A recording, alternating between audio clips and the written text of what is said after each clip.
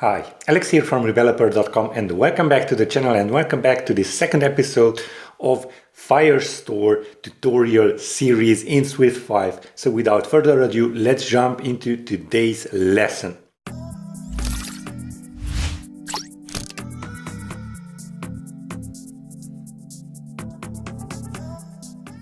Okay, we left off by initializing Cloud Firestore in our Xcode project, and we have just started adding data. Well, we basically didn't add any data, but that's what the documentation suggests. But before we do that, let me just take this video session and talk about, and let me just show you about managing Cloud Firestore with the Firebase Console, because you first need to get accustomed to the Firebase Console so you can know what is going on when you actually do add data or read data or query data. So that is one important thing.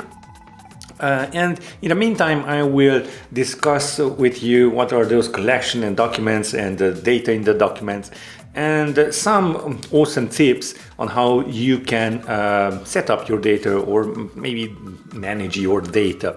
So go ahead and go to your docs and manage Cloud Firestore with the Firebase Console is what you want to open up, and you can simply go and skim through this quite short documentation, but it's essential.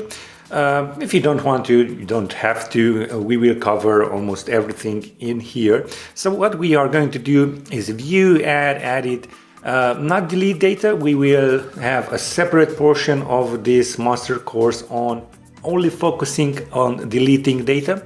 We are going to create and update Cloud Firestore security rules again later on, because that is a whole lot of section and I don't really saw any useful tutorials on the net, so I will deep dive into that too.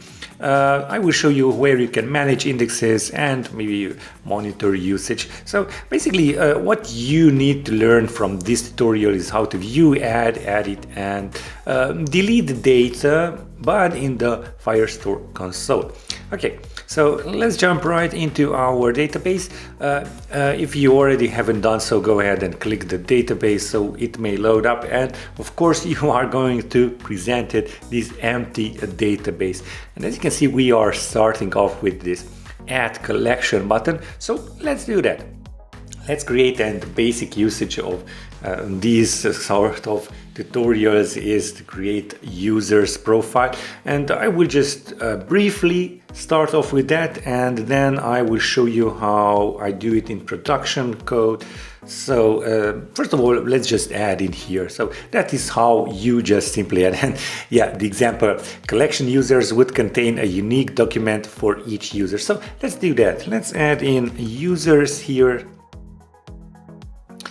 And let's click on next, and let's see, we can create a document ID, or we could add in an audio ID. I prefer adding audio ID, and again this will not be the case when this database is connected to your app, but it is an awesome way to create some data structures, or how you can imagine and visualize what your data would look like. So let's add in here a field like maybe name, not UID, name, and it will be a string, and I will call this Alex.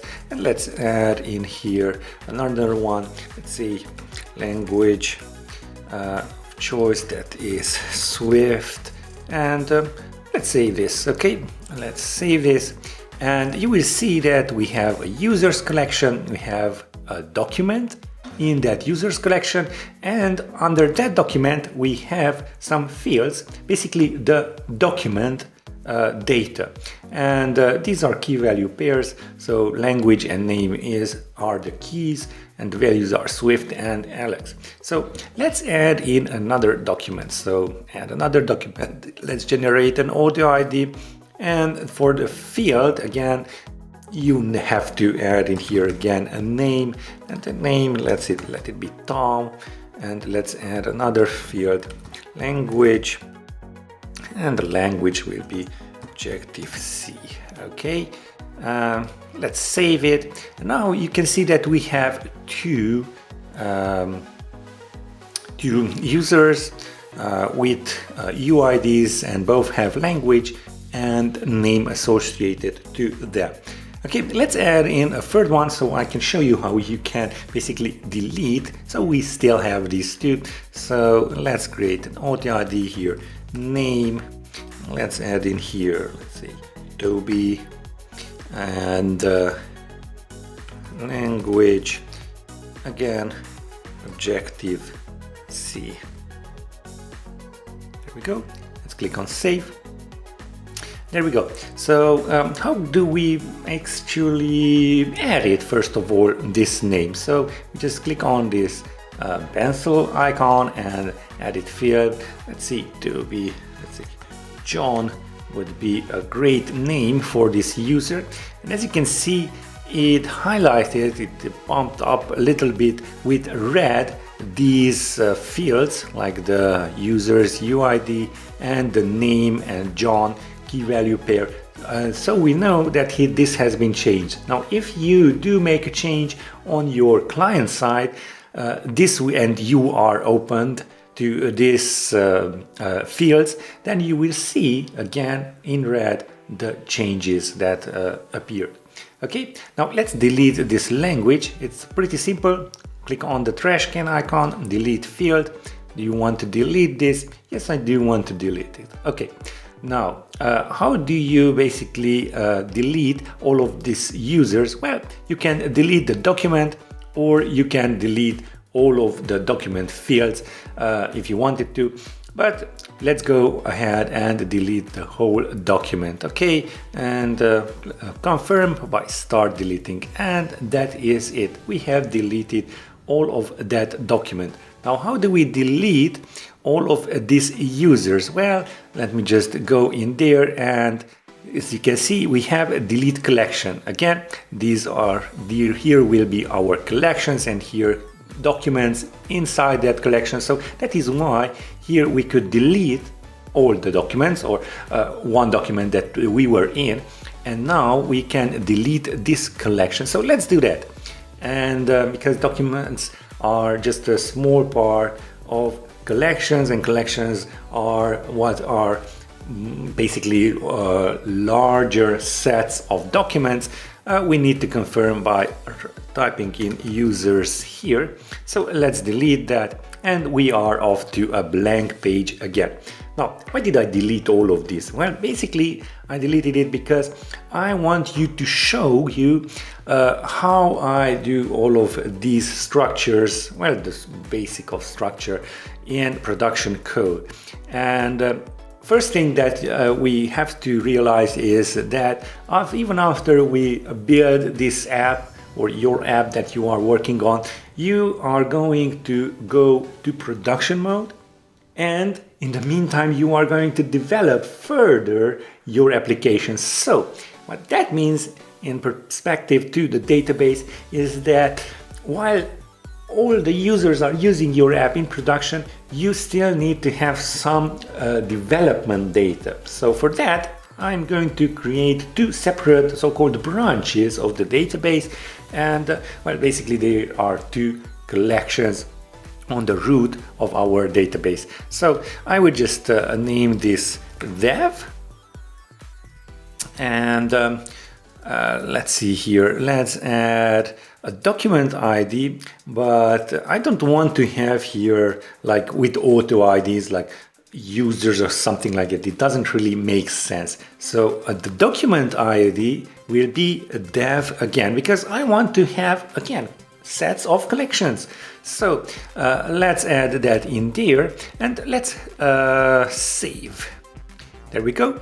And there we go, we have a dev collection and a dev document.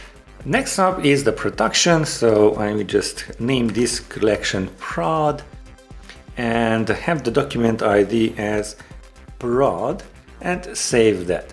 So now when I want to write or read from the development branch, I just append this dev collection dash document dev, and then we have our collections here and fields. If I want to choose to work on the production, and that is what we have to do when we basically launch our app on the App Store, and I will talk about environments in the separate tutorial series after we finish with this one on the Cloud Firestore. Make sure to subscribe to the channel if you already haven't done so, so you can check that out later on. But what you need to know now is that we have a development environment and a production environment, and we can safely work on new features on the development environment, and if we can just simply delete them, so this doesn't affect the actual app on the App Store.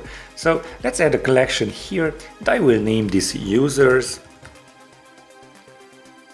So now that we have this users collection here, let's add in some users, and I will add some private data and some public data to the users. So let's just create that, and we will see what we will add that there. So let's add in here a document, and I will select auto ID, and yeah, basically that's it. Let's save now, and now let's add a collection, and let's name this private data. There we go. Let's click on next, and let's add in here some fields.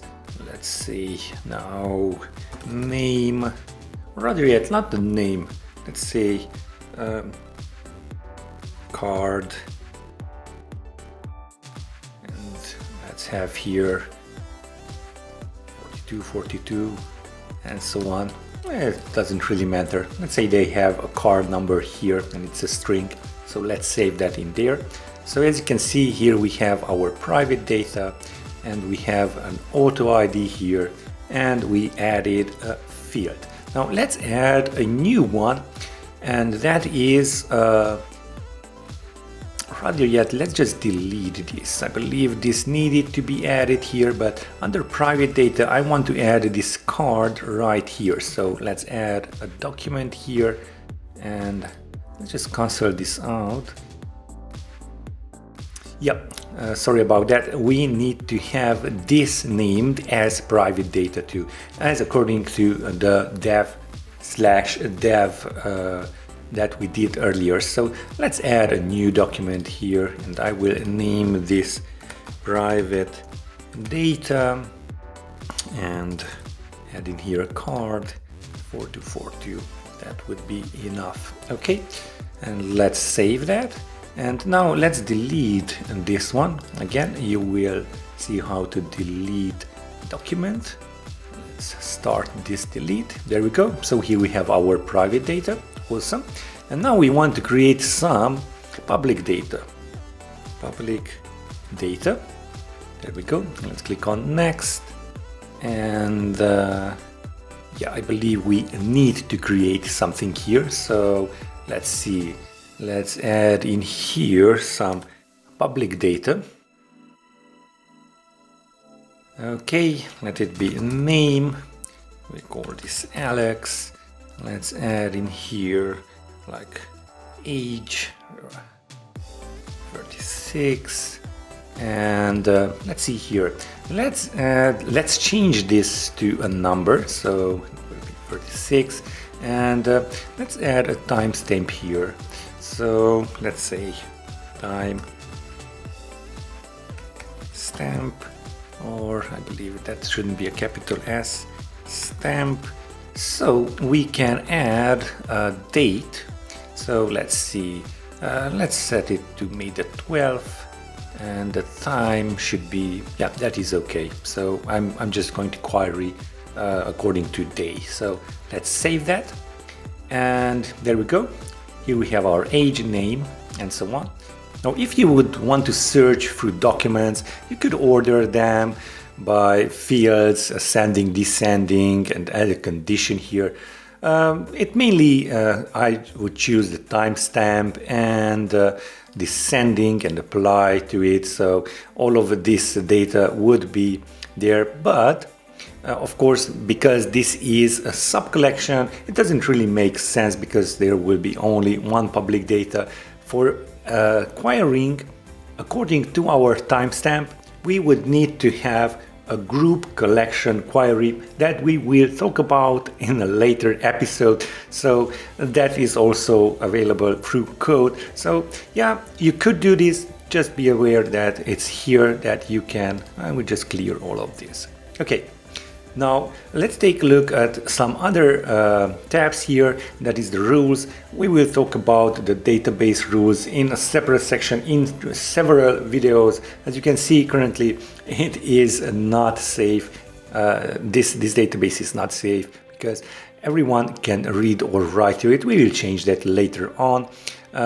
Indexes, well, when we will query through our app, we will see what those indexes are, and of course you could create them here, but it's much easier when you just create the query, run your app through the simulator, for example, and then you will get a link in the log and you just paste it in here and create the index automatically. And finally, you can take a look at this usage. Well, you can take a look at your reads, writes and deletes, and yeah, that is basically it. And in the next video we are going to add some data to the database within our Xcode project. Now I hope you enjoyed this video. If you did, go ahead and give it a thumbs up, subscribe to the channel and hit that notification bell to get notified of the next video. Now, if you have any questions regarding the Firebase database dashboard, go ahead and comment down below. I try to answer all of your questions as soon as possible. And as usual, I will see you in the next one.